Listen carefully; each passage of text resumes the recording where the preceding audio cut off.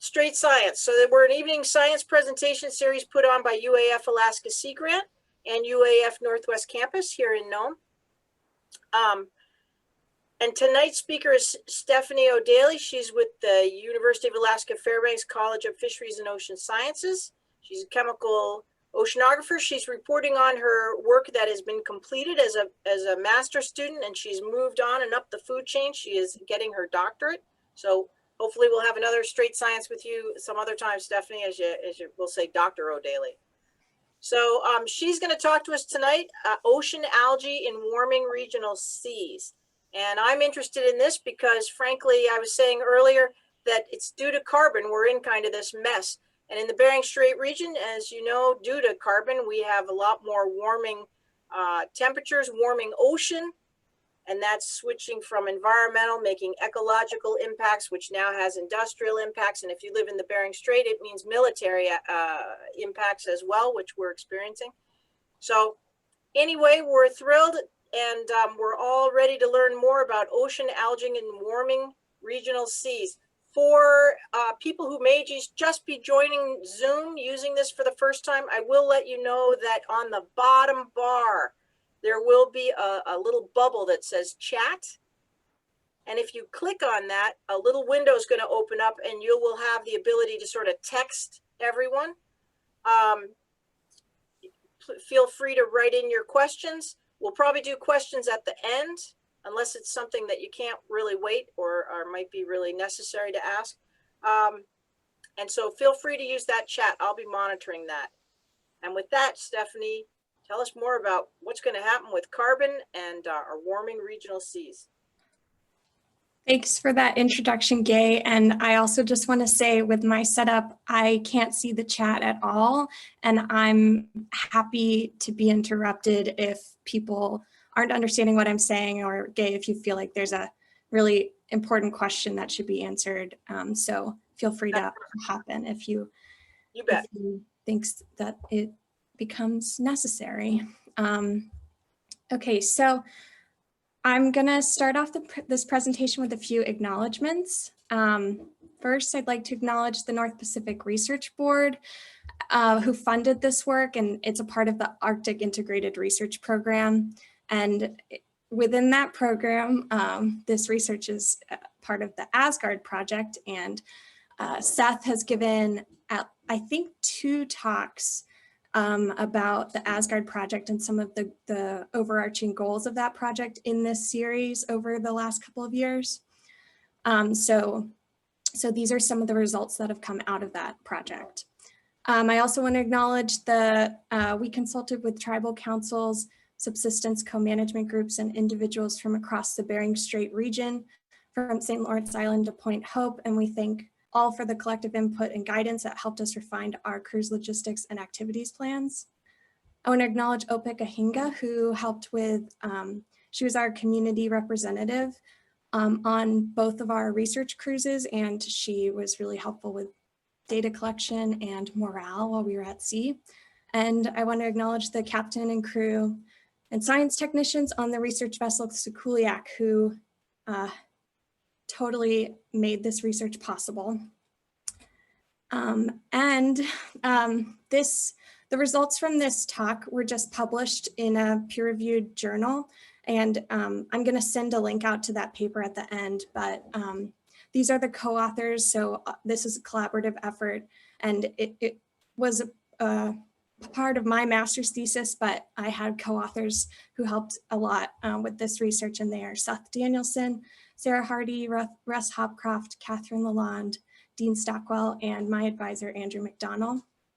And also I had collaborators who helped with data collection, like Rachel Akanoff and Jess Pretty. And here's a photo of Rachel and Andrew helping with cruise logistics. So I know that this talk is called Marine Algae, Marine Algae. And I don't want to make it feel like this is a bait and switch. I am talking about marine algae, but mostly I'm talking about it through the lens of organic carbon cycling and marine particles. I'll just get started here. So I don't know if any of you are scuba divers or if you've ever put on goggles and looked in the ocean. And maybe if you have, you've probably seen something that looks kind of like this, blue water with all these little bits in it. And these are marine particles. So what are marine particles? Basically, marine particles are anything, if you took a bottle of seawater and you poured it through a coffee filter, anything that gets stuck in the coffee filter would be a marine particle, and anything that passes through is something that's dissolved in the ocean, like water and salts. So if we kind of zoom in here on one particle, this is an example of what a marine particle might look like, and it can be made up of a lot of different things. So one thing that it can be made up of is phytoplankton, which is a small plant in the ocean that does photosynthesis, like similar to plants in on land, or algae. So in the Bering Strait, we have ice algae. It can be made of zooplankton or carcasses of zooplankton, parts of zooplankton, as well as zooplankton fecal pellets. And all of these things that I've brought up, these are all originated with living material. So these are made up of organic carbon. In addition, marine particles can have stuff that isn't organic, so like rocks and sand and material that, that doesn't have a living origin. But mostly in this talk, I'm going to be talking about the organic parts of these marine particles. So when phytoplankton and algae start dying at the end of their life cycle, they primarily can start forming these particles, and then stuff can get stuck to it. Okay, so let's talk a little bit about carbon cycling in the ocean. So if this is a general sort of continental shelf, in the upper part, there's enough light where photosynthesis can occur. And then there's also these pools of carbon dioxide in the ocean, and there can be carbon dioxide in the surface ocean and in the deep ocean.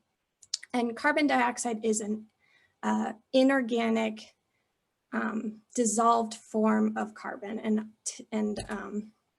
so when photosynthesis occurs, if you have algae or phytoplankton, they take that carbon dioxide and they take that inorganic form and they convert it into organic carbon that is a part of their tissue. So, so photosynthesis is happening where there's sunlight and there's carbon dioxide. And then if those plants start to die at the end of their life cycle, they can start sinking. They can form marine particles that can sink, or they can be consumed by zooplankton. And zooplankton are animals similar to like people. So instead of doing photosynthesis, they consume organic carbon like plants, but then they breathe. So then a lot of that material is going to go back into this carbon dioxide pool. So you can see there's this circle in the upper ocean that happens, or organic carbon can leave the sunlit portion of the ocean. And if it does sink below that depth, then some portion of it can be respired by bacteria. And so this can, this turns that organic carbon back into carbon dioxide, but it could happen at a deeper depth, or it can continue sinking and land on the seafloor. And then when it lands on the seafloor, a lot of it can be eaten by benthic invertebrates like sea stars and worms. And then some small portion of it can be buried in the sediments. So, so this whole process is called the biological carbon pump. And this is the way that biology takes carbon out of the surface ocean and pumps it down into the deep ocean or into the sediments. Okay, and so in this talk, I'm going to be talking a lot about this carbon export, or I might say carbon flux. So this is carbon sinking out of the sunlit portion of the ocean. And then I'm also going to be talking about bacteria respiration and how bacteria are breathing and eating up this carbon in the deeper ocean. So why should we care about marine particles? One big reason is because of food security. So I just showed you a diagram of how carbon can cycle in the ocean. Carbon can be thought of, in addition to just as carbon, it can be thought of as energy. So here's an example of a food web from the Bering and Chukchi seas. And these arrows are showing the movement of carbon between these different groups, biological groups. But marine particles are what determines the amount of food that's available to everything that lives on the seafloor. And then things that eat the food on the seafloor are things like gray whales and walrus and speckled eider and things that are really important for food security in this region. So if there were some change to the carbon cycling in the ocean that altered the way that marine particles moved through the system, it could affect the food security. Additionally, marine particles have implications with climate change. And so just to explain that a little better, if we go back to this, this biological carbon pump diagram, there in the carbon that's able to get into the deep ocean in the form of carbon dioxide, or that can get buried in the sediments, this carbon can be trapped from the atmosphere for timescales of 1,000 years. And in the same way, I don't know if you all have heard of carbon sequestration projects that involve planting trees. So trees can store carbon for really long time periods. And this is a similar mechanism of how carbon can be stored away from the atmosphere, as opposed to if carbon were up in this upper carbon dioxide pool where it can exchange with the atmosphere. So potentially if there were changes to the amount of carbon that's stored in the deep oceans or in the sediments, that can affect the concentration of carbon in the atmosphere, which can, further impact climate change. So speaking of climate change, in the Bering and Chukchi Sea, there's been a lot of impacts of climate change that have already been noted. So this is just looking at sea ice. And we have April sea ice extent on the left, and the area in white is what the average sea ice extent was in April of 2018.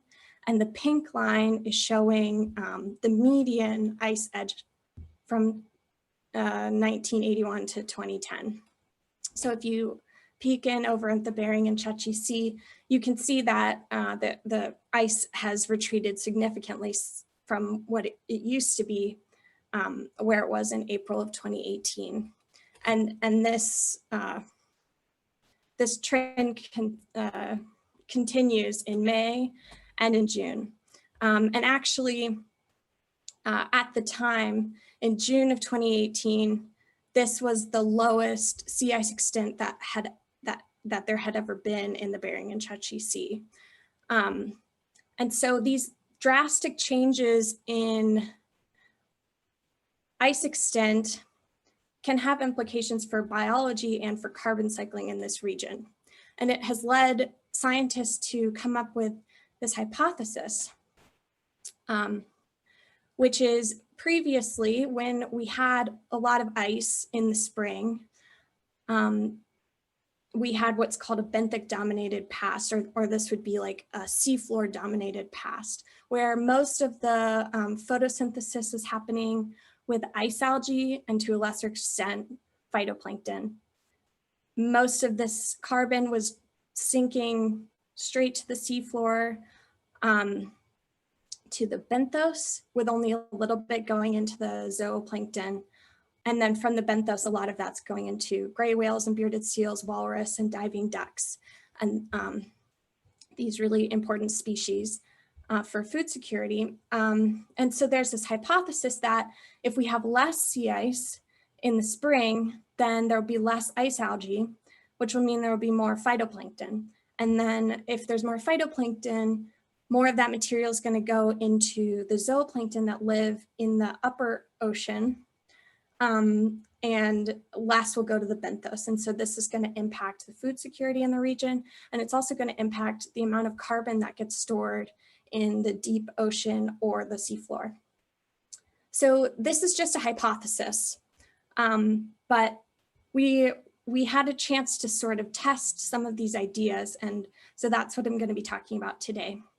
So the overall goal of this research project was to determine how the strength and efficiency of the biological carbon pump will be affected by decreasing ice cover in a warming Arctic. And then some specific research questions that we wanted to answer were, when were carbon fluxes the highest? At what time of year? Where were the carbon fluxes the highest? How much particulate organic carbon was sinking through the ocean? Why were carbon fluxes this value? Was there any explanation that we could come up with? And then how much of the carbon that sinks out of the sunlit portion of the ocean can reach the seafloor? And the way that we answered these research questions was using a couple of tools, but mostly we used what's called a sediment trap. So I'm gonna explain a little bit about how sediment traps work. So this is a drifting sediment trap, and the trap is down here, and it's deployed at 30 meters. And it floats with the ocean currents, and it has these 4 open-topped tubes that are, when they're deployed, they're collecting sinking particles that can be aggregated phytoplankton or fecal pellets, any kind of marine particles, anything that's sinking can be captured in these open top tubes. In the same way that if you had a rain gauge that you sat out on your porch, and then it's measuring rain that's falling, and then you can go back and look at how much rain you measured over the amount of time to determine how what the flux of rain was. So if you sort of zoom in on the bottom of this tube after it's collecting sinking particles, and this is what it can look like when you get it back. In addition to these drifting sediment traps, we also had a couple of moored sediment traps. So these were tethered to the seafloor, and the drifting traps were only out for a couple of hours, but these moored traps we had deployed for a whole year. And you can see in this diagram, there's these cups on this circle, and all the cups actually rotate so that one cup is underneath this funnel that is open, collecting sinking particles. And we tell this with the tiny computer when to rotate, so we know exactly when a certain cup was collecting material and for how long.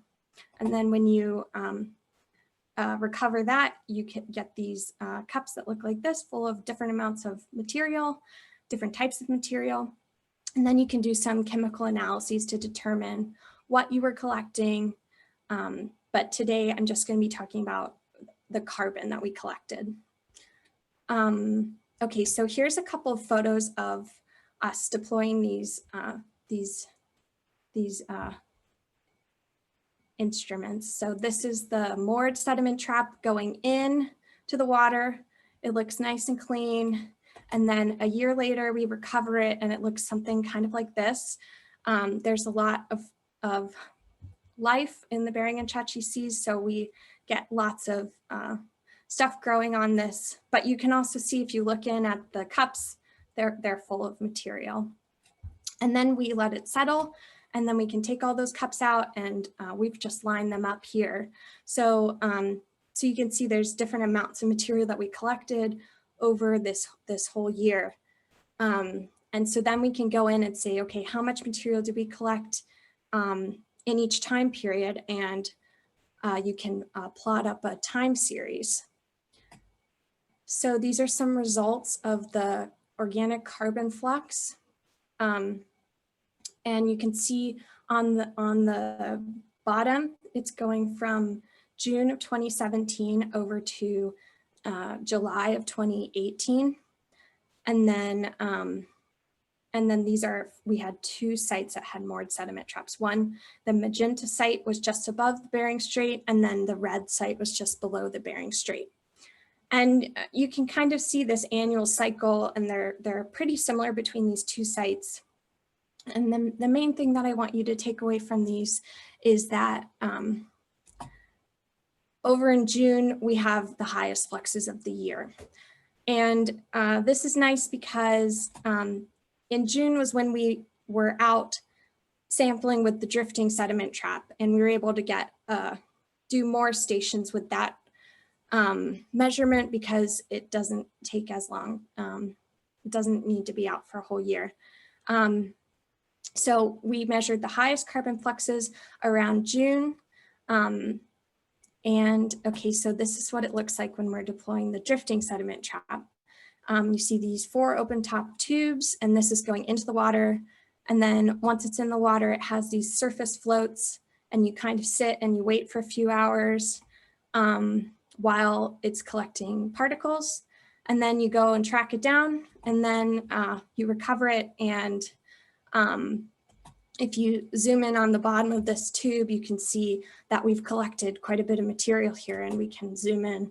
And so this is all the material that we collected. And when we recovered this trap, we were really surprised because this is a lot of material. We were not expecting to get this much.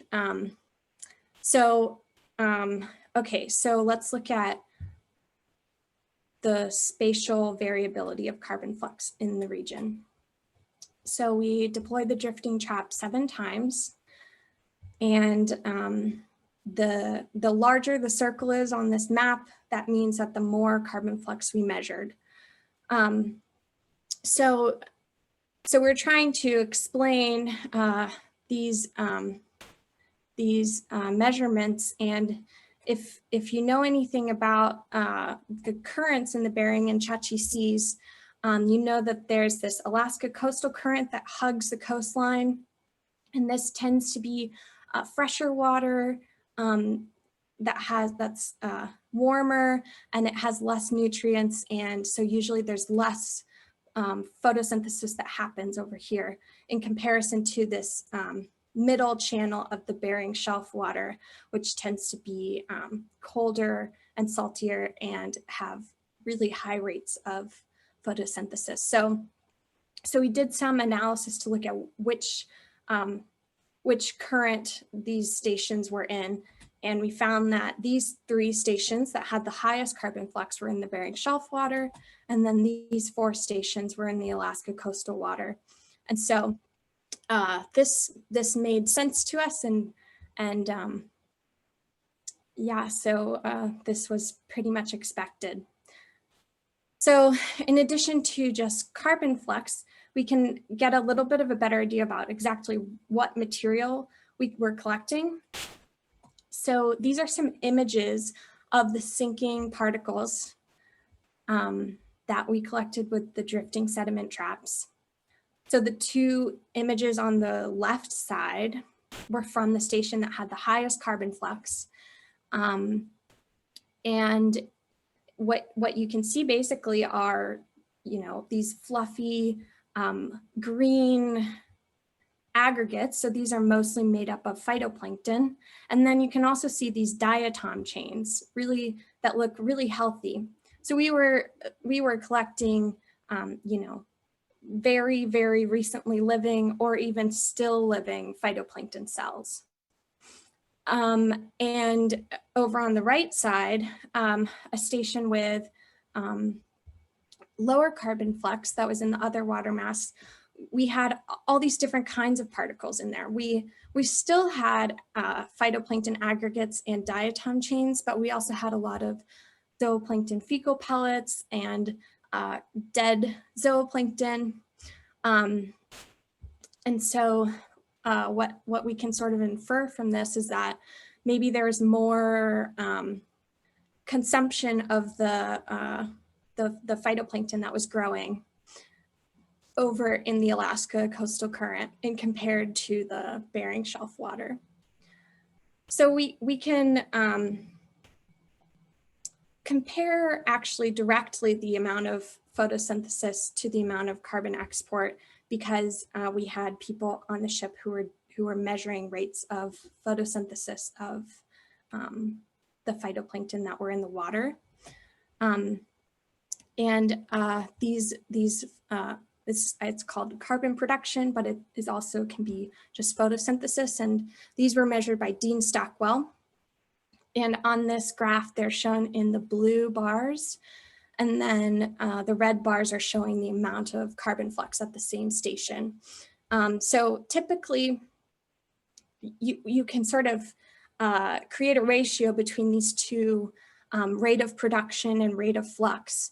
And typically on continental shelves, that's about 25%, where you have 25% of production will sink out.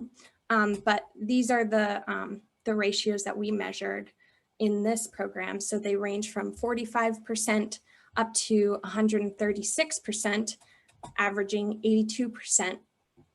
And so that's really high. What this is telling us is that most of what is being produced in the sunlit portion of the ocean is sinking out, or at least it's sinking out at the same rate as it's being produced when we were sampling in June.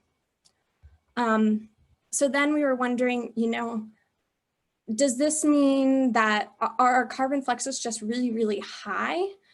So we did a bit of a comparison where we took some values that have been measured in previous studies of carbon flux. Oh, this is actually oh no, this is correct. Okay. So this is called a histogram. And basically we have different carbon flux values going along the lower axis.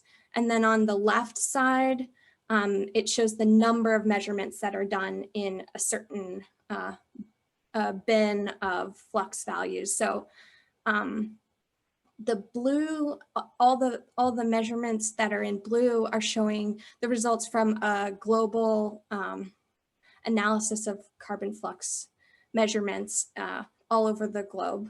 And then the red bar is showing a compilation of carbon flux values that have been done in the Bering and Chukchi Seas region. It's expanded all the way up to the shelf breaks because not many have been done right here near the Bering Shelf. So basically what you can see here is that there's a lot of values that are really low, less than 0.05 grams of carbon per meter squared per day. And then the higher that the flux rate gets, the fewer samples that have ever been measured of those rates. So if we overlay the values that we measured in this study, you can see that the samples that are in the Alaska coastal water fall within, maybe the upper region of rates that have been measured. But then these three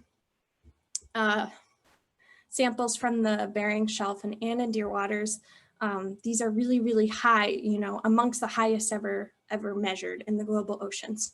So this is telling us, yes, these flux values are really high.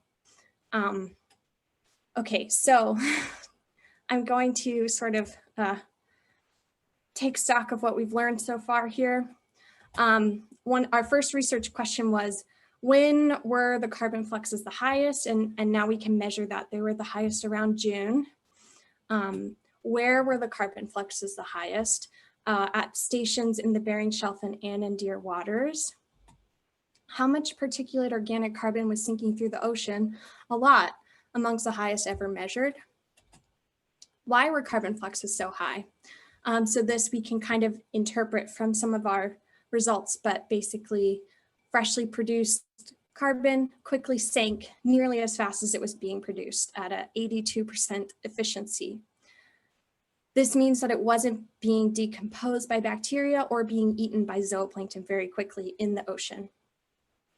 So our last research question is, how much of the carbon that sinks out of the sunlit portion of the ocean will reach the seafloor? So if we go back to our biological carbon pump diagram, basically we just measured this carbon export or carbon flux, and now we're going to start talking about this portion, bacteria respiration, how much of these marine particles are being eaten by bacteria before these sinking particles can reach the seafloor.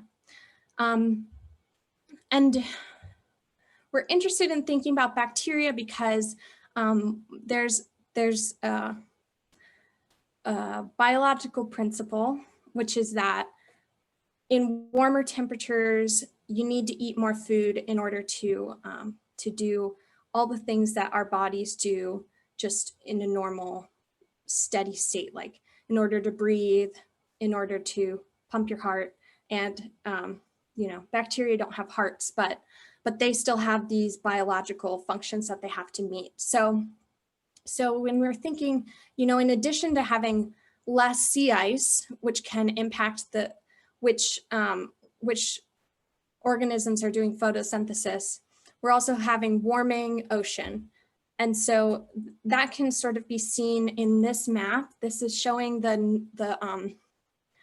it's called the Northern Bering Sea. Yeah, the Northern Bering Sea here, and it's showing 2010, 2017, and 2018. And in 2010, you can see this big portion of that water is in this purple range, and this is called the Bering Sea cold pool.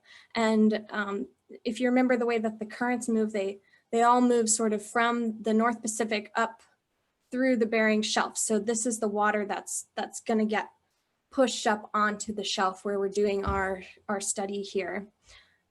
In 2017, that cold pool is still there, but it's a lot smaller. And then in 2018, it's essentially not present at all. So the water is much, much warmer than it normally is, which could provide the environmental conditions that could impact how much bacteria need to eat, and which could impact that portion of the carbon cycle in the ocean. So what we did was we did these respiration incubations where we took the particles that we collected in the drifting sediment traps, and these particles are colonized by bacteria. And we put it in airtight bottles, and we measured the concentration of oxygen over time. And you would expect that that there would be a decrease in oxygen over time. And the slope of this line is the respiration rate of bacteria. We did not measure what we would expect. What we measured was something kind of like this in most of our experiments, where there is essentially no bacterial respiration happening on these particles. So we can answer our last question here. How much of the carbon that sinks out of the sunlit ocean reaches the seafloor? Pretty much all of it, when we were out measuring in June of 2018. So now we can kind of go back to this hypothesis where there is this idea that, you know, as sea ice decreases and as the waters warm, we're going to have this shift in primary producers from ice algae to phytoplankton. What we measured doesn't support this hypothesis. where we were measuring a lot of phytoplankton, but it was still sinking out really, really quickly, the same way that we would expect ice algae to.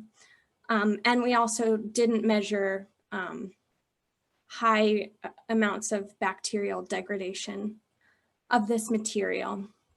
So we can't really say for sure what's going to happen, but it does, you know, maybe it could lead us to think that this region could be a region of resilience where even if we have extreme loss in sea ice and extreme warming, we can still have these same biological functions, as well as these same carbon cycling functions. So this, you know, potentially could mean that the food security and these climate change issues might not be as big of a problem, but in this region, you know, this was just one measurement in 1 year, so so we really can't say for sure what's going to happen. Okay, thank you very much for your attention. I'm happy to take questions, and it looks like we have quite a bit of time for questions. And maybe I'll stop sharing my screen so that I can see you. All right. Thank you very much, Stephanie. That was interesting. I've got some questions, and it looks like you have your first question right in the chat box. And that is, how did you determine which areas you were going to take samples? It looked like the 3 highest measurements of carbon flux came from areas that were identified as potential algal bloom areas in previous research coming out of the region. Is that correct? This is a very astute question. We have an astute audience. Yeah. So I actually wasn't involved in the planning of where the stations were, but I know a little bit about the decision making, and I believe this is correct. There's a lot of historically sampled stations, especially along the Russia-US border. And so, so we wanted to measure in stations that have been measured previously so that we could do some comparisons. But we also just generally wanted a broad spatial extent as much as possible. You know, obviously we were not allowed to go into Russian waters, which is why we didn't have any measurements over there. And it is correct that, yeah, the stations with the highest carbon flux are known to be areas that have higher algal bloom rates, especially, that is correct. Productive areas is what you're right. saying. Exactly. Yeah. The other thing about that is just that there is a lot of there's a lot of variation that happens over time. You know, even if those areas are known to be really, really productive, they aren't really productive all the time. So it was a bit of also when we happened to be there, they were being productive at those times. All right, and you got to thank you. He says, thank you for taking my question and thanks for your presentation and answers. You have another question coming in saying, do you have plans to continue this research to look for trends over the years? Thanks for that question. So right now, what's happening is we are in the synthesis phase of this project. We had 2 years of field work, which the second year was in 2018. And so we are, I think, pretty much all of the lab work and stuff has been done for that. And so now we're doing synthesis where we had a lot of different teams that were measuring different things. Like we had a whole team that was measuring stuff happening on the seafloor, like how many invertebrates, how many animals were down there, how much carbon are they eating, how much are they breathing. We also had a team looking at fish and zooplankton. And so what we're doing now is we're all of us have sort of done our individual made our results, and now we're trying to collaborate with each other pretty much more closely, where we're trying to get a better idea of what's happening as a whole. And we're also doing some modeling out of that.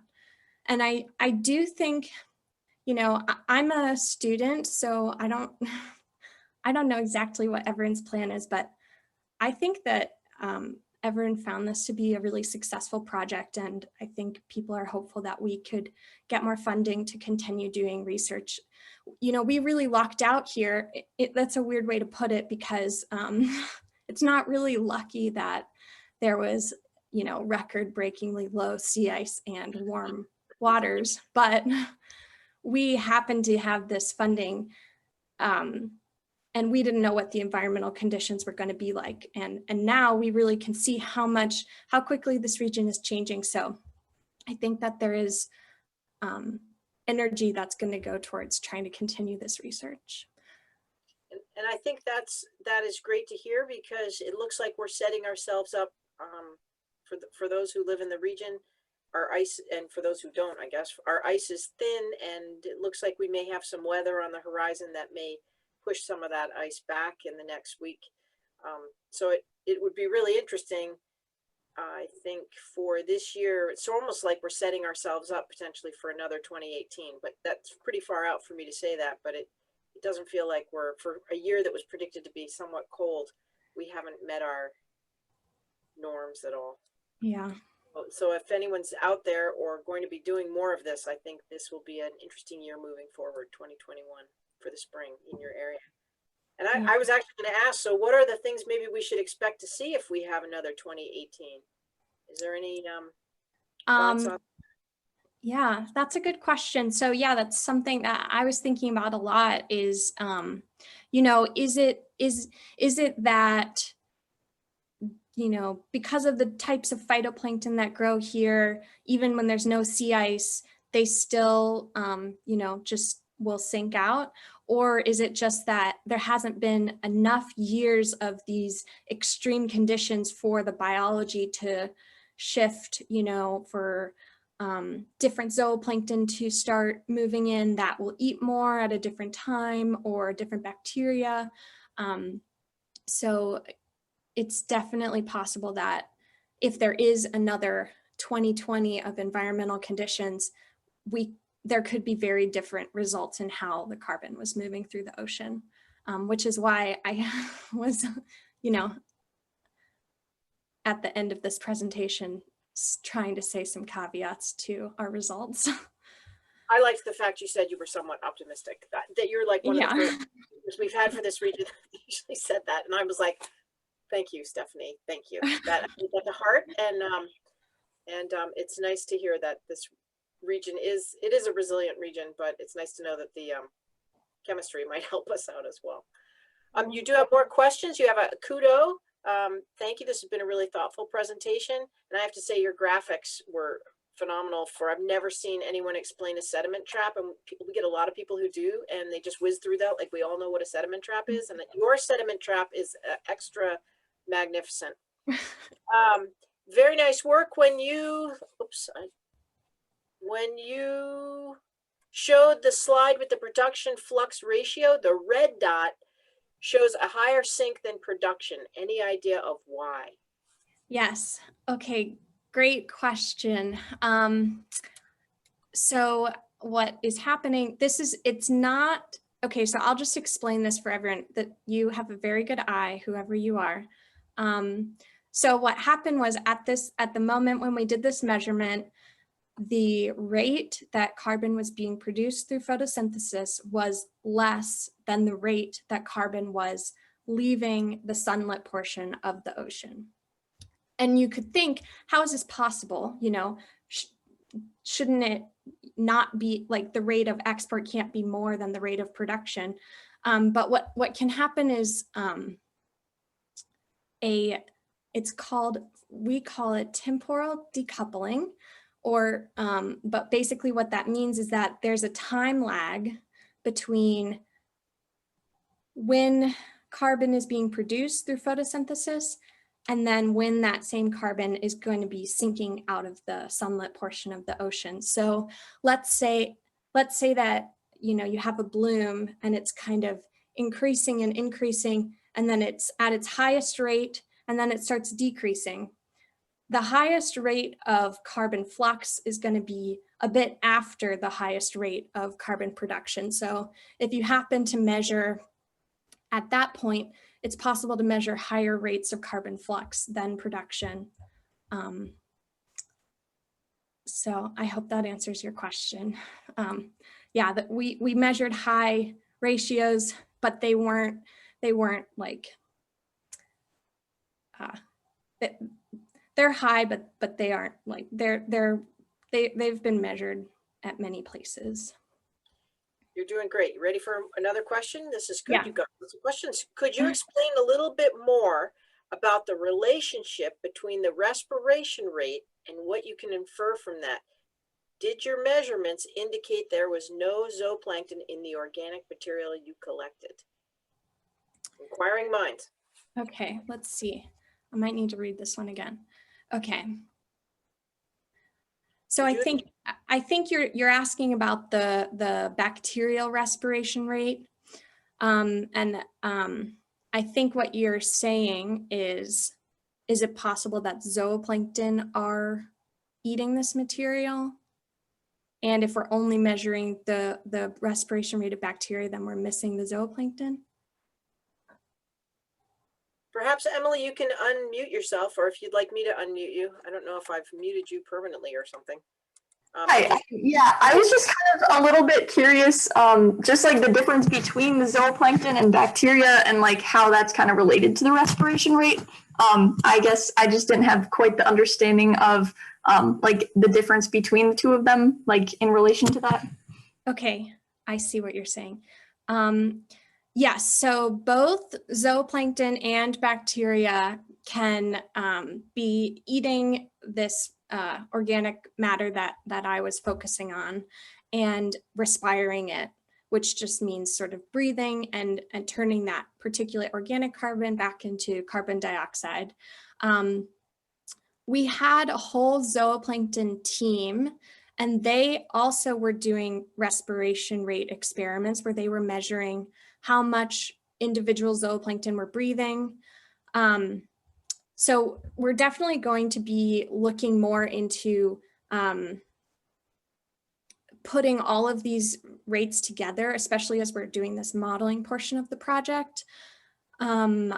So what I can say from my results is that, you know, I'm making an assumption, which is that most of the zooplankton will be in the upper ocean, and that may or may not be true. And then what I can infer about the zooplankton rate of consumption is sort of by looking at these export ratios, looking at production compared to carbon flux. You know, I'm assuming most of that material that's not going to carbon flux is going into zooplankton. That is an assumption, and so I'm excited to work more closely with the zooplankton team and try to dig more into putting all of these rates together and seeing, is this a balanced carbon budget? Are the assumptions that we're making correct or not?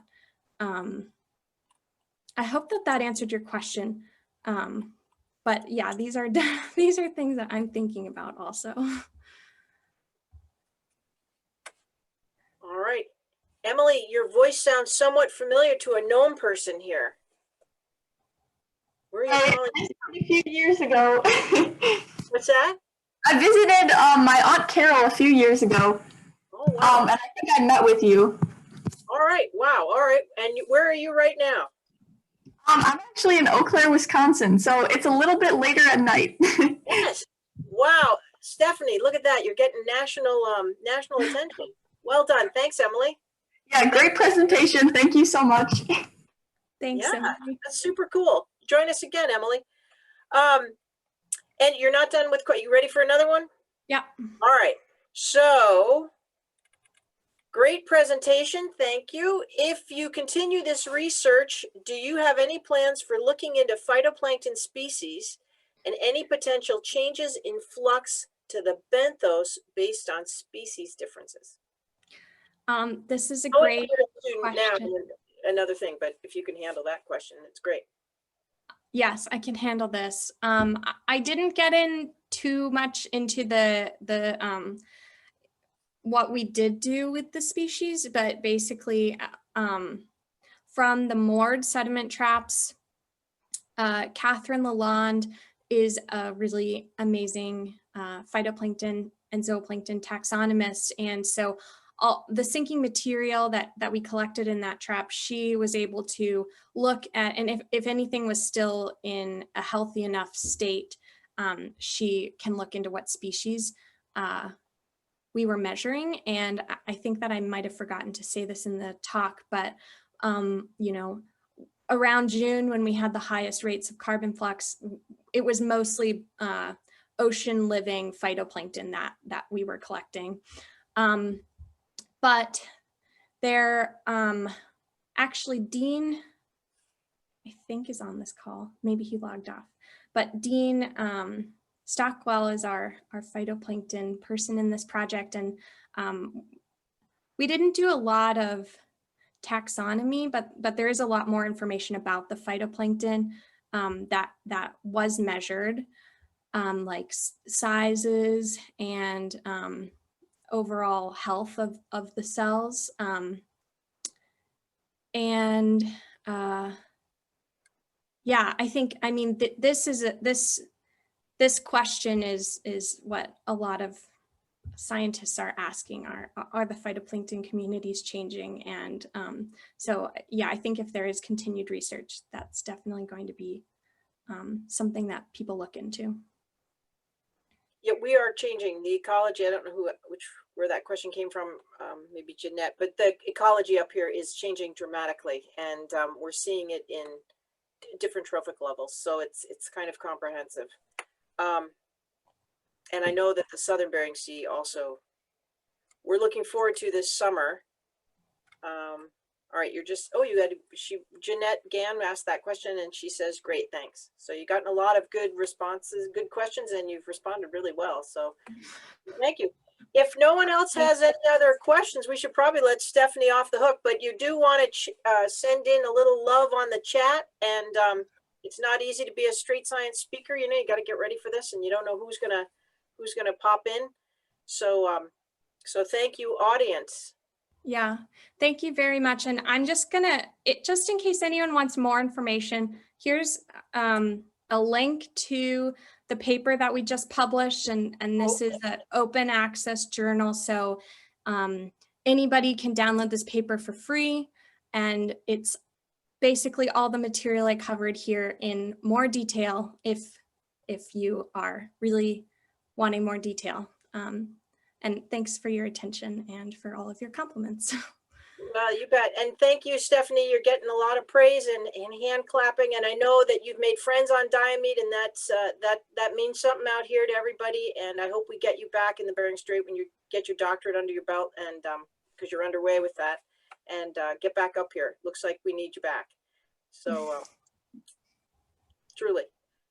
With that, for anybody, we've got the next Strait Science is going to be on January 22nd, which is a little different. That's on a Friday, and that's going to be about seafloor mapping. That's the NOAA Office of Coast Survey and their contractor TerraSonde. So that's going to be what they've been doing in Norton Sound and the Bering Strait region, getting ready for large vessel traffic, of which, if you're aware, reading the Nome Nugget tonight, we do have large vessel traffic now on a somewhat regular basis in January in the Bering Strait. So that is novel to us. And I saw Yareth, you're on here, so please check out the Nome Nugget. They have all the stories. And then we'll have 2 talks, which we'll advertise more for, on seabirds in February. Seabirds in the Bering Strait, the spectacled eider, and also shipboard research results from some of the vessels that have been in the area up until COVID. So with that, thank you so much. And we'll see you all on the 22nd. Thank you, Stephanie. Really well done.